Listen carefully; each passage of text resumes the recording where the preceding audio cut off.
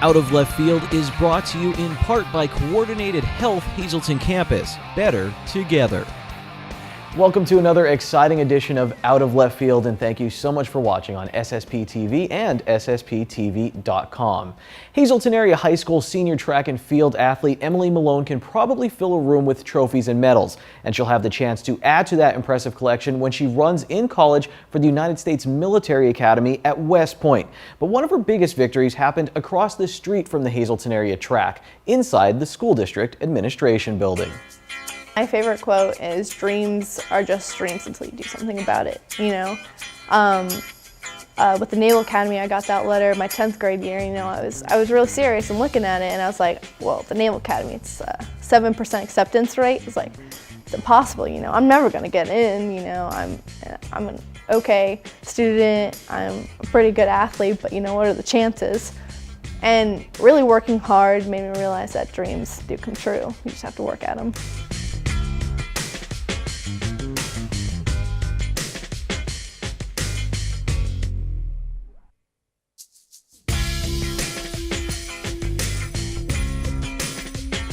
Here's two things you should know about Emily Malone. First, she's competitive. You'll see what I mean while she's describing how her track and field career got started in 7th grade. I was doing miles and I did pretty well, but I was always in the back of the pack, and I was like, all right, well, let me try some other events. And I threw shot put like once or twice, which is fun, but I mean, I didn't really love it. So then I started sprinting, and it was just so competitive, and it's so quick, and it's just something that I learned that my heart was in, and just loved the intensity of it, so I stuck with it. The second thing you should know about Emily Malone is that she rarely slows down on the track and in everyday life. Freshman year, you know, I was kind of laying in bed at night. I was driving myself crazy. I was literally like shaking, like I couldn't fall asleep at night. You know, I have so much energy. Anyone who knows will tell you that. And I was like, I need to do something. I didn't really want to play a sport. And my mom had mentioned indoor, so we did a few meets unattached around Philly area and East Stroudsburg. And then I found a vaulting club up in Harrisburg. And then they went to indoor meets, and I found that, you know, you could run at them. So I started that. Outside, Malone is fast. For 3 straight years at the PIAA District 2 Championships, she's finished 2nd in the 100-meter dash, 5th in the 300, and in the top 3 in the pole vault. Inside, Malone is fast, and her success during indoor track and field season led her into uncharted territory for the Hazleton Area School District. Fred Barletta is the athletic director at the Hazleton Area High School. He coached girls track and field in the Hazleton area for a number of years and was the first to coach a team at the Hazleton Area High School. Barletta started taking his athletes to indoor meets in 1989. The indoor meets were used as training for the upcoming outdoor season, so the school never had an official indoor track and field team. As a sophomore, Malone ran herself into a dilemma. She qualified for the PIAA State Indoor Championships and Nationals. To run in both events, she needed to be attached to an official team. This was a hurdle, but Barletta helped her jump over it. He drew up a proposal for an indoor girls track and field team to be considered by the Hazleton Area School Board. The proposal stated that it would cost the district nothing, and the board would be able to review the issue every year. Before the board voted, Malone stated her case. What was that experience like, having to go in front of the school board? What did you have to do for that, and what was the experience like when you went? It was nerve-wracking, you know. They're like, well, why do you want this? Like, why do you need the name behind you? But I remember being up there, and it was scary, but it was something I wanted, and to be able to say that I started the indoor track and field club is something that I look back as an amazing accomplishment. You know, how many kids in high school start their own clubs and, you know, are able to speak in front of people and really tell them how you feel about a sport. And I remember it because it was for nationals for indoor track my sophomore year. That's what I needed the name for. Okay, so you made it to nationals. Right. That's the only thing I needed. So I remember I was at the point of begging, you know, I was almost in tears. I was like, I just need the name, you know, I'm so excited. And it was for a good cause, and it went through, so it was exciting. What did you have to present to them other than, did you just have to literally say this is what I need? Or did yeah, you I was just like anything else, or was it just a case like? No, I was just like, I just need the school's name, you know, my parents are my coaches, they're my transportation, I just need the name, you know, I'm representing, it was more benefited them than me, you know, I'm representing Hazleton. The board approved. They would also go on to give the okay for her junior and senior seasons. And it's a good thing because Malone qualified for the state indoor championships 3 years in a row. This year, her senior year, she finished 17th in the state in the 60-meter dash, just missing the semifinal cutoff by 1/100th of a second. Remember, Malone is competitive. Watch for a brief second during her interview here when the smile leaves her face. When you look back at even the race this weekend, do you look back at something and be like, oh. Yes, oh gosh, I was so angry. My start was good because that's all I was focused on, but I forgot 59 other meters, I wasn't really focused on that. And I think I got very flat, so my knees weren't coming as high. I think I could have pushed harder. My arms weren't pumping as much as I would have liked, but that's a good bit of always advice. How do room. you do with that and move on? I always wonder that about athletes. Oh. How do you file it away and be like, all right, I'll, there's a next time. Well, my college coach for next year was there, and I was talking with him, and I was upset, and he was like, no, it's okay, you don't. And my mom also pointed this out, you don't want to run a perfect race, because once you run a perfect race, it means you've reached your limit. It's as fast as you're ever going to go. When there's stuff to work on, it means you can run faster and get a lower time, which is how I look at it, like, okay, one bad race, I can take that. I had a pretty good season. I have a pretty awesome track career that I'm proud of. So I just look back on all the positives and take that race as motivation. Malone seems plenty motivated for her final season at the Hazleton area high school and then her future at West Point, running for the United States Military Academy. I got a letter from the Naval Academy, so I was all Navy, go Navy and all that. And my cousin goes there. He throws a javelin for the Naval Academy. Who's that? Sean Richards. Okay. He's out of Princeton, New Jersey. All right, cool. So you had family there. So I had family there. So I had an insider, telling me that it's not what it seems like to us on the outside. It's not all strict and rules and you can't do this, you can only do this. It's a lot more than that. It's a family. So I really saw that. So seeing that it's not, you're giving your life away made me look at West Point. So I emailed them a couple of times, not hearing back. I was like, oh no. Did you tell your cousin you were looking at Army? No. I didn't tell him. Oh gosh, until this year actually. Okay, so you started looking at West Point. So I started looking at that and I wasn't hearing anything back, so I was starting to give up on that. And then this November, the day before Veterans Day actually, which is ironic, it was cool, I got my acceptance letter to West Point. So then that started it and I took my official visit in the fall and I just fell in love with it. They talk about a campus feel and it's true, I don't know, I can't describe it, but I loved it. Dreams are only dreams until you do something about them. Emily Malone wanted to compete at districts in outdoor track and field, and she did. She wanted to run more meets during indoor season and be able to qualify for the state meet, so she went to the school board and got that done. She had a dream to run track and field in college, and now she's getting ready to do just that. And after all of this hard work, thanks in large part to indoor track and field, Malone has had more time to dream. Do you have to get to bed on time now with the indoor track? You sleep better at night? Yes, I do. I do. Keep an eye on this track and field star because now you know she dreams big and that she has the determination to make those dreams come true. A little postscript to this story. Emily Malone finally got her district gold medal in outdoor track and field. In fact, she got 2 of them. She took first place in the 100-meter dash and the 200-meter dash at the 2015 PIAA District 2 AAA Track and Field Championships. Coming up next on Out of Left Field, we'll jump into the middle of the sweetest sibling rivalry ever.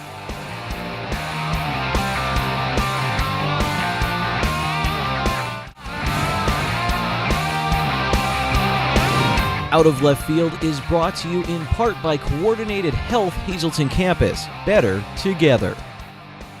Welcome back to Out of Left Field. Here's some information that you will see on the Season 1 Blu-ray collection of Out of Left Field. It's not going to be a Season 1 Blu-ray collection, but I do have the information. This story came about when I was interviewing Kayla Kartchner, a Penn State Hazleton softball player, a pitcher there. It was a preseason story about the Nittany Lions. I asked her if her brother was Charlie Kartchner, who helped MMI win a baseball district championship in 2014. It was. I asked her if her brother played baseball in college. He did. He plays for Penn State Hazleton. I asked if they were close. It turns out they are. Very close. Pull up a chair as Kayla Kartchner and her brother Charlie share a couch and the story of how they both ended up at the same college playing the same position. Their story begins in West Hazleton, the same borough where Kayla and Charlie's father Charles starred for the West Hazleton High School Wildcat baseball team. What do you remember with your sister, growing up? First thing I remember is playing t-ball with her. Just both of us on the same field. Where playing was that sports. at? West Hazleton? Yeah, we both played at West Hazleton. All right, so what was it like playing? I guess you're on the same team, so I mean, was it kind of that you looked up to your older sister, or what was the relationship like when you were younger? I did look up to her, but we both, I think it was mutually competitive. Yeah. Definitely. We felt like we were on the same base level. So it wasn't like one had more skill than the other because we got started at the same time. It was more like an even playing field, and we were pushing each other to see who was going to be the better one out of the two. So who was ahead of the other at this point? You're older. I mean, if you had, looking back, if you had a judge, was there one, or were you guys always kind of battling each other head to head? I'd say we were battling each other head to head pretty much the whole way up. Kayla Kartchner and her brother Charlie are still pushing each other at Penn State's Hazleton campus. Kayla pitches for the softball team, and Charlie is a pitcher for the baseball team. So when you guys are growing up and you go home, was it always like you had that person that you could go and play sports with? You guys always had that type of relationship at home? Yeah, we both did, and even the people, our friends around our block, they would always play sports with us, always be running around doing something outside, staying active. So did your group of friends, I don't know, was it the same group of friends? I mean, what was that like then? Yeah, I'd say I grew up with the same group of friends that I still hang out with now and play sports with, I've played with in Little League. Did you run with the same circle? I mean, or was it like a little different because you were older or different? Well, my friends were more dispersed in the area, so I kind of gravitated towards his group of friends because they were more convenient for me to access. The relationship between Kayla and Charlie is more than just one of convenience. You can tell it's a tight bond and a happy one because each story is told with a smile, even the serious ones. I was diagnosed with cancer at the age of 5 in kindergarten, and I wasn't cured, but the diagnosis and my treatment was over at the age of 8. What kind of cancer was it, if you don't mind me asking? Acute lymphoblastic leukemia. I just heard this story actually. My dad said that Charlie's gonna get a little bit more attention now since he's going through treatment and everything, but my dad used to let my sister kind of do what she wanted to, so he would let her dress up whatever way she wanted to whenever she went to the hospital with me.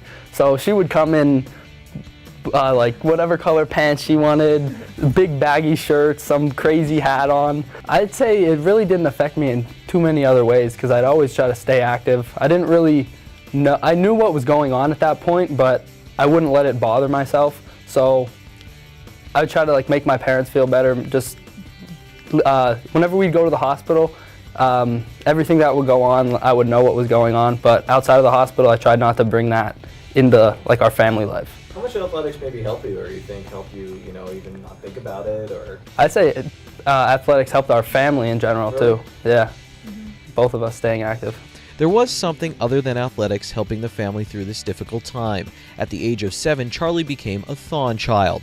Thon is short for Penn State's IFC Panhellenic Dance Marathon that raises money for the Four Diamonds Fund at the Hershey Medical Center to fight childhood cancer. Going beyond just making a monetary donation, a very large monetary donation, each fraternity and sorority at Penn State has a Thon child that they help have some fun during their fight with cancer. I'd say my best Thon memory was when I was younger.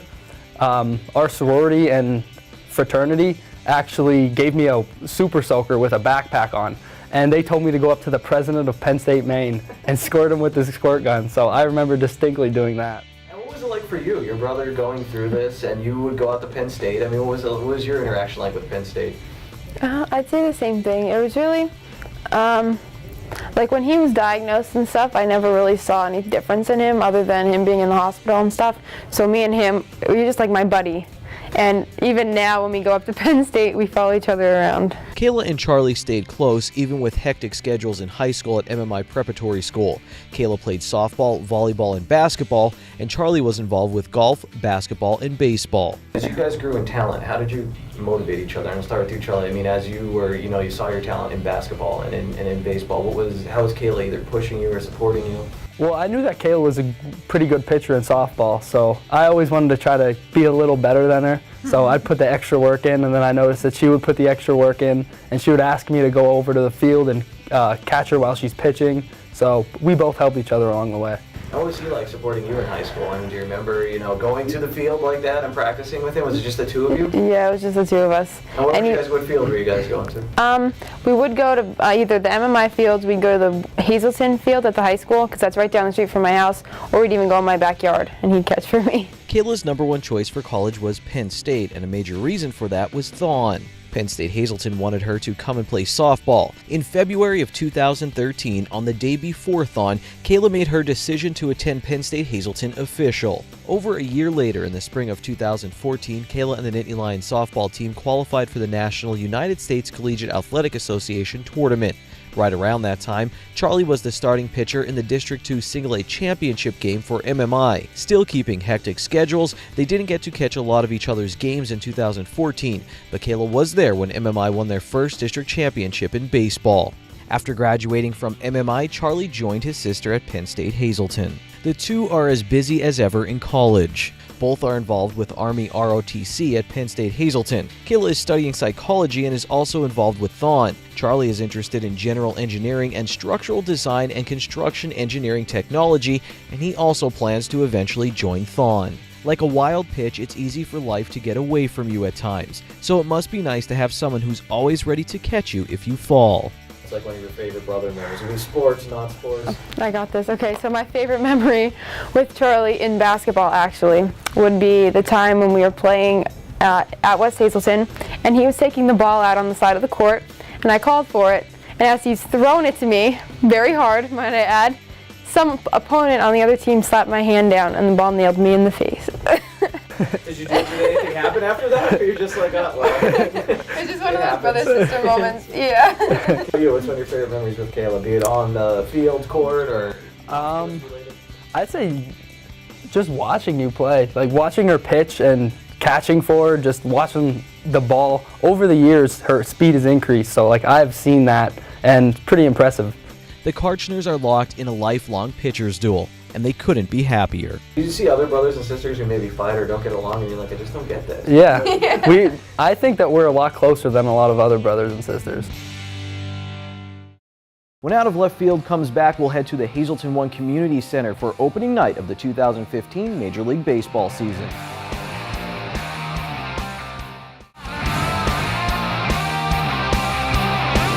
Out of Left Field is brought to you in part by Coordinated Health Hazleton Campus. Better together. Hello, once again, this is Out of Left Field on SSP TV. The Hazleton Integration Project's party for Hazleton's Joe Maddon. His first managerial game with the Chicago Cubs was an impressive party. They had hot dogs, Cracker Jacks, peanuts, official game programs, national television coverage, and a first pitch. With all of that going on, it was hard to find a focus for my story. And then a simple question popped into my head.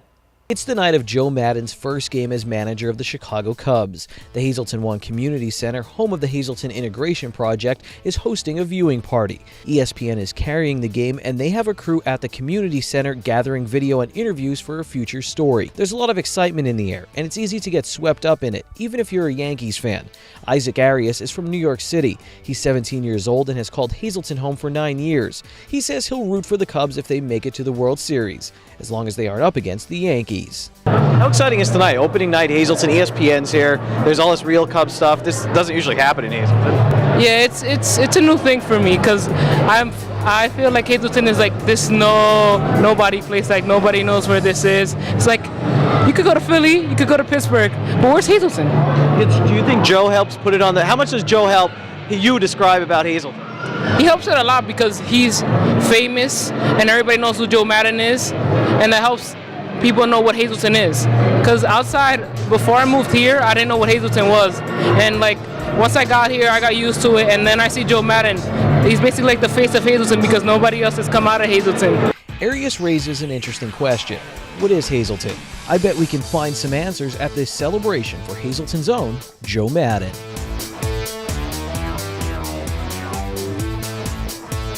Let's get the most obvious answer out of the way. Hazleton is a multicultural city that loves its baseball. Hazleton's mayor, Joe Yanuzzi, talks about his big league dreams and the city's dreams of integration. Now, you always tell me you were on the first Little League team in the city of Hazleton. Yes. Did you ever have dreams of being a baseball player as well, or? Well, I wanted to be everything. I wanted to be the baseball. I wanted to be football. I wanted to play all the sports right up to the professional ranks, but that never happened. But baseball's always been big in Hazleton, and Joe's part of that. And now he's bringing baseball really back to Hazleton. What's happening tonight is a great thing for Hazleton. Mayor, you guys have events. How hard is it to get a group of people like this together in Hazleton for something, and maybe a mixed group where you have the Hispanic community and the white community out? I have to say this. It's been difficult, but right now it seems to be easier and easier to get these crowds to come out for certain things, for positive things, and the mix that we're having. It's really getting easier. How much can athletics play a part in that? This city seems to always love their athletics. Athletics brings people together. If you see athletic teams on the field, they're all mixes, races, whatever, and they play together great. They're at one goal. We got to win, and that's what they're going for. In society, there's all these, everybody has their own goals, and they all go in different directions, but sometimes you get this, where we're all pulling for the same thing. HIP is a great thing. Maddon's been pulling everybody together, and I think it's just fantastic. There's a lot of positive things going on in Hazleton, but there's still a lot of serious issues such as crime and drugs. But Hazleton is fighting back, and you're looking at Joe Maddon on a 92-inch example of that. I've been here when the kids have been exposed to that TV, and to see their eyes and for them to realize that this is theirs, this is their center, and that's their TV. It means so much to me, personally and professionally, to be able to take something that was so heinous, so horrible for our community, a drug house, a block from this building, and take something away from that and show our kids this is what we can do. You can take something negative and turn it into something positive. And I am honored that this was my brainchild. The idea of taking the TV from there and putting it here was an idea that I hatched with the Attorney General and then the District Attorney, and they so graciously said, there is no better spot for that TV than to teach our children. It would be easy to sit in front of that 92-inch smart TV all day, but there's a ton of other activities going on at the Hazleton One Community Center. That brings us to Hazleton is a Haiku. I think one of the most innovative things that we did is we challenged our teachers in grades 3 through 5, and they came up with a brilliant idea. So we have about 36 baseball haiku out there, and some of them are really clever. It's such a stylized form of poetry, and these kids are so creative, and you challenge them to do something, and they just do a great job. In every season, love begins at home. Happy family. See what I did there? The translation from that haiku? Hazleton is family. On opening night, while eyes across the nation were on Joe Maddon, in Hazleton the spotlight was on his mother, Beanie. She threw out the first pitch at HIP's event. What's your strategy? I'm practicing. Did you practice? No. No? I just thought about it a couple times, and my son from Florida called, Mark. He said, take a sock and roll it up and throw it against the wall. He said, because that's what they used to do when they were small. Anything from Joe? Did he talk to you at all about it, or? Didn't bother him. No, he thinks this is great. Did you ever play catch with him or anything? His father did. His father did. It was Joe Maddon who coined the term the Hazleton Way during his Cubs introductory press conference at a bar across the street from Wrigley Field. Maddon offered to buy the media a drink, a shot and a beer, because that's the Hazleton Way. HIP has taken the term and expanded on its meaning, referring to a lot of the positive things going on in the city. Their Hazleton Way logo includes Maddon's face, and as Bob Curry, the president of HIP, points out, Hazleton is Joe Maddon. This is more than just fun stuff, because this is it. This is showtime. It's showtime for Joe Maddon. It's showtime for the Chicago Cubs. And coincidentally, our oldest daughter, Rachel, lives in Chicago, and she's been living there 5 years. And she tells us the city is electric. There has not been this kind of enthusiasm for the Chicago Cubs team in decades, literally decades. So these guys, everybody in Chicago is excited. We've got our Wrigley East straight here. We're all cheering on our hometown guy. You know, Joe is such an easygoing guy, and he is so much who we are as a community that everybody loves Joe, and why not? So let's everybody in the community get behind him, and that's what tonight is all about. I know I just said Hazleton is Joe Maddon. Well, now I'm saying Hazleton is more than Joe Maddon. Andrea Pabone has been volunteering with HIP since the fall of 2014. She lives in Kingston and teaches at Luzerne County Community College. One of her students from the Hazleton area told her about the Hazleton One Community Center and all the amazing things happening there. And now Pabone has a front row seat to see HIP in action.